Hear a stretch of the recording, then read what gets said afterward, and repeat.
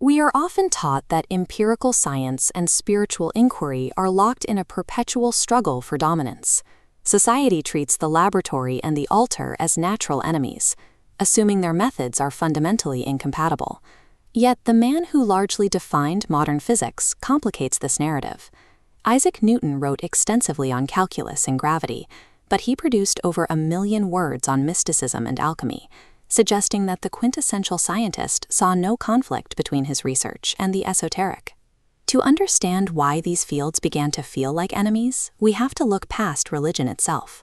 The historical conflicts that left hundreds of thousands dead were rarely driven by spirituality, but by a hidden third element, dogma. Confusing rigid dogma for true spirituality is the primary error that creates this friction. When doctrine is mistaken for reality itself, any new observation or alternative description is immediately treated as a threat. Dogma is the belief that a conceptual model is reality. It is a mental shortcut that stops us from looking at the world as it actually exists, favoring a static description over a lived experience. Dr. Monty Buxbaum, a prominent neuropsychiatrist, differentiated mental illness from fanaticism based on how many people share the belief. If one person holds a unique delusion, it points towards schizophrenia, but if a large group shares that same detachment from reality, it is classified as a religion.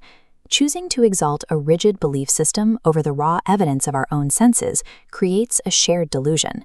It is a refusal to come to our senses in favor of an abstract, inflexible doctrine. In this light, the true scientist and the authentic mystic are on the same side. Both must actively rebel against dogmatic delusions to perceive the universe with any degree of clarity. Scientific philosophy operates on a rejection of absolute facts. Every theory is essentially tentative, a model that remains useful only until a single, repeatable observation proves it wrong. A scientist must be willing to sacrifice their most cherished theory at any moment. Discarding an outdated model isn't a failure, it is a time of celebration, because it means the barrier to a deeper understanding of the universe has finally been removed. This same distrust of concepts is found in the ancient yogic admonition neti neti, or not this, not this. It is a reminder that no matter how fine the conceptual net we cast, the true nature of reality will always elude the mesh. This perspective grounds the Tao Te Ching. The Tao that can be spoken is not the true Tao. Language is too rigid. Zen goes further, instructing to kill the Buddha, a command to uproot every cherished dogma standing in the way of truth. Real progress, whether in a laboratory or a monastery, demands the constant and ruthless sacrifice of our own mental frameworks. Zen master Torei Enji Zenji identified 3 essential pillars for both spiritual realization and scientific endeavor. First, great faith, trusting our senses and intellect. Second, great doubt, questioning our cherished theories. Third, great determination, the drive to continuously push deeper into the unknown.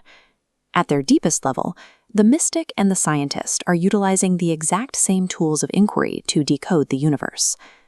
This shared path leads to a profound conclusion, that we are not separate from the world we study. We are the universe itself, finally developing the capacity to become aware of its own existence. When the poet William Blake spoke of seeing a world in a grain of sand, he was describing a reality that modern mathematics now reveals through fractals, structures where a tiny part encodes the entire whole. These geometric patterns provide a tangible framework for understanding ancient concepts of unity. They turn what was once a vague intuition into a visible, repeating law of nature, showing us a universe more magnificent than any dogma could have invented.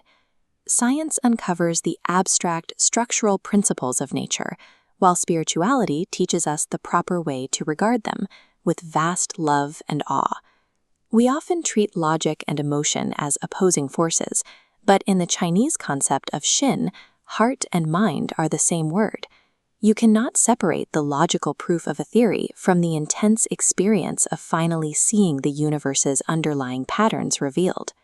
Albert Einstein believed that the sensation of the mystical was the most beautiful and profound emotion we could experience. To him, this feeling of wonder was not an obstacle to science, but its primary driver. He argued that standing wrapped in awe of the universe's radiant beauty is the center of true religion and the very heartbeat of discovery. Without this sense of wonder, a scientist is, as he put it, as good as dead. By shedding dogmatic delusion, we can embrace a future where the precision of science hones our internal realizations, and those moments of awe passionately inspire our scientific evolution.